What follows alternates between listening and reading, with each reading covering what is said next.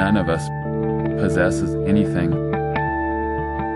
Possession is an illusion.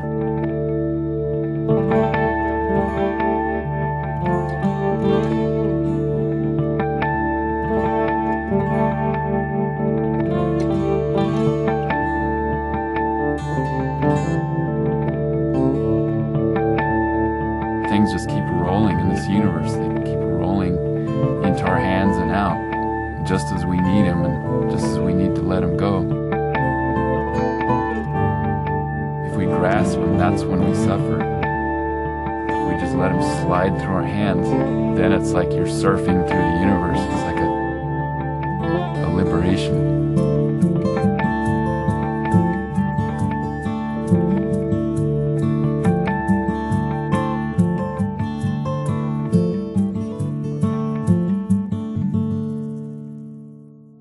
I've been living moneyless for over 5 years now. When I first started doing this, I called it an experiment, but the more I do it, the more and more it seems like a way of life and not just something that I'm trying for a while.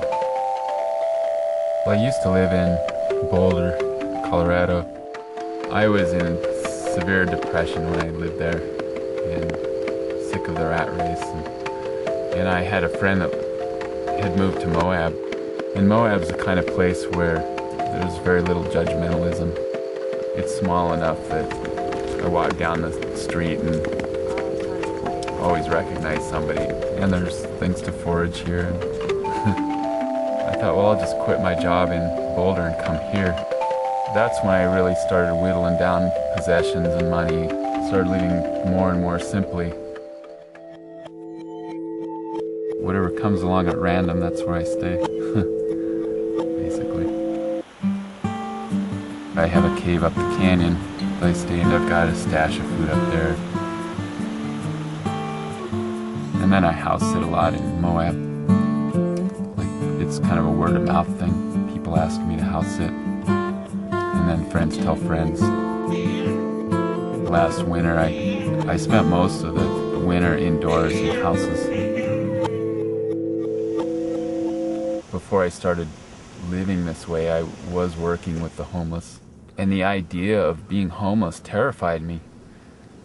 And especially in the city, in the shelter situation, it's such a demeaning thing.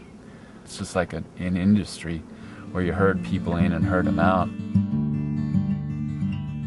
And then I started thinking about it. Well, what is it about homelessness? What is it that causes me to be so anxious about this? It's not the physical aspect of it, because I like to go camping, I like to rough it, I like challenges. The big hardship about it would be worrying about what people think and the stigma in it. I continually have to keep my focus like it's a day-by-day thing, because sometimes I'll fall into the anxiety of worrying about what's going to happen in the future, or society's images of what a person should be. I go through these phases of doubt, these phases where, wow, what the hell am I doing? But when I'm up in the canyon for long periods of time, all my doubt vanishes.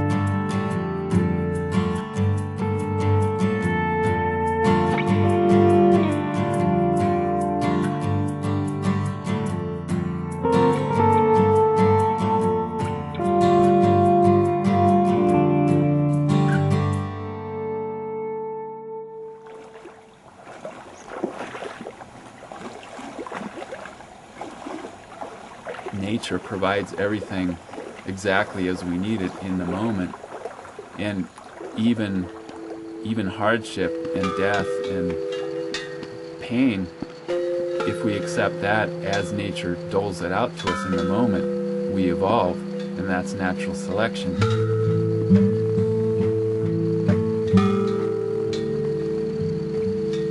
We sidestep natural selection.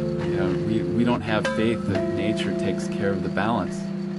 Faith is living in the moment without worry for the future and holding on to things in the past. And and not thinking about credit and debt and what's going to happen tomorrow if I don't have this and if I don't control this or that.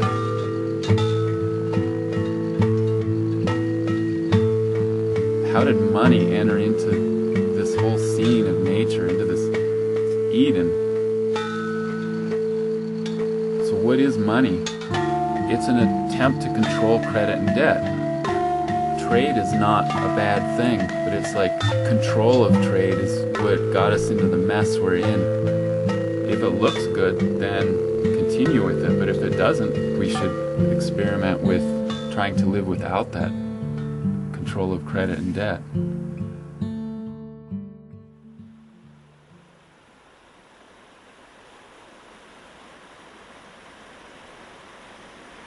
So how does trade enter into this picture? Well, I go and I pee and poop in random places, and that's what I give back to the earth. But it's the fact that I'm not even conscious of myself giving, that it's just so natural, that it's like it's so egoless to go and shit in the woods, that's why it's the most holy act I could do, because I'm not aware of it. It's like I don't think, well, okay, I took a raspberry from this bush, so now I have to piss on it and give it back. And all of nature is working on this egoless level of giving and taking without really even being conscious of it. That's why it has balance.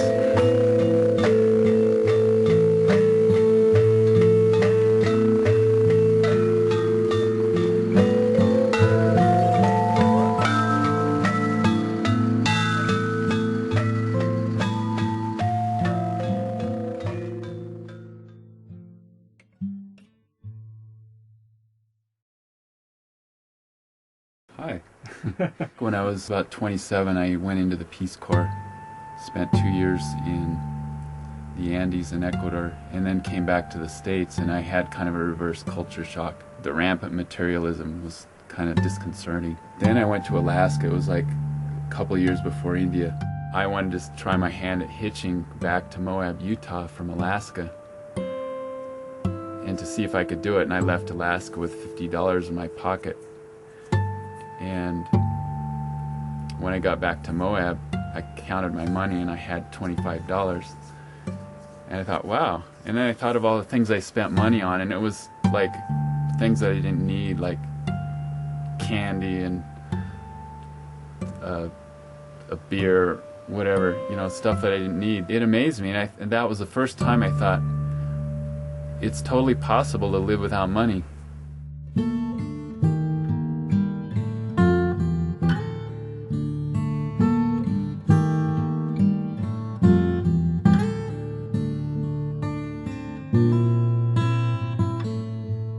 I can reach the state of faith when I'm up here in the canyon, but how can it be strong enough to bring it in to civilization? So I have to keep going back and forth to finally reach a state where I can maintain that level of confidence within civilization and without.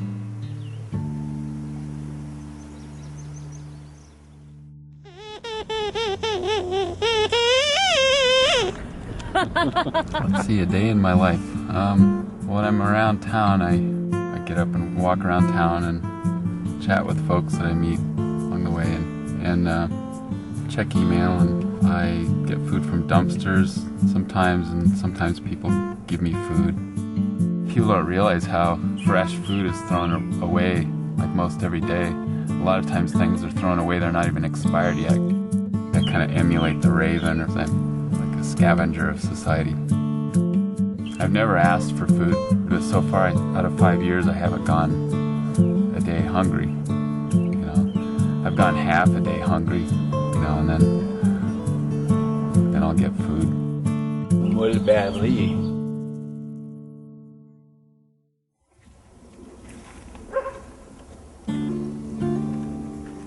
This is my friend Penny's backyard treehouse, and one day she said, "Yeah, you can crash there anytime you want." I I don't stay here that often. It's just when I want to do stuff in town and I don't want to go up the canyon at night, then I crash here.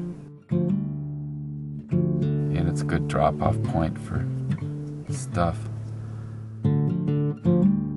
And it's a mulberry tree. And it kind of feels like a mother because I rest in her arms and I eat fruit from her branches.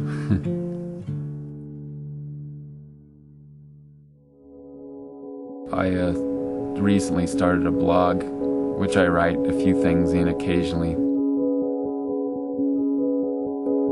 Part of me just feels this urge to communicate to the world these things. You know, it's things that I'm learning. The more I do this, the more absurd the whole system seems, and the more it seems absurd going back to it, you know, back to the whole 9-to-5 thing. Because to me, that's where I see the real suffering. You know, I can see it on people's faces. It's like being enslaved.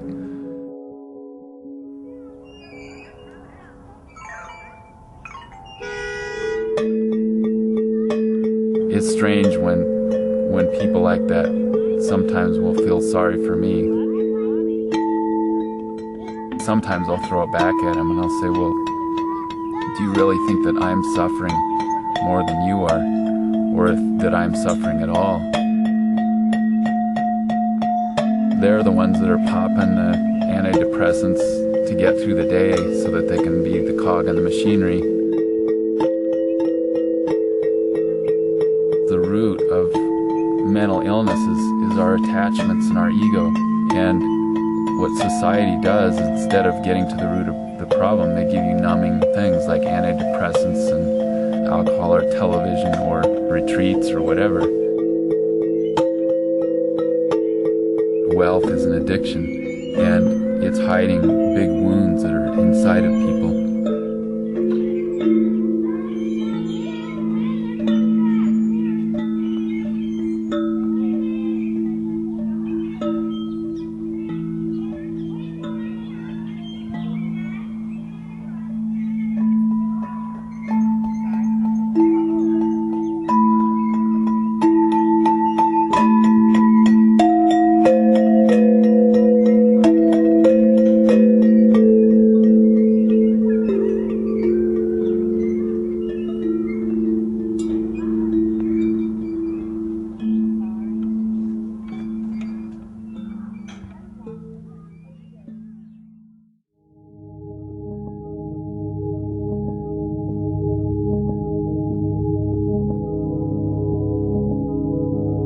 The more I do this, the more comfortable the whole world seems to me.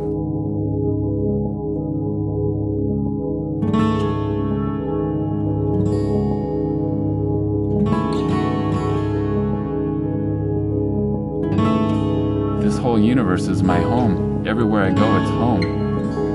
It's like home isn't someplace else, but it's right here, no matter where I go.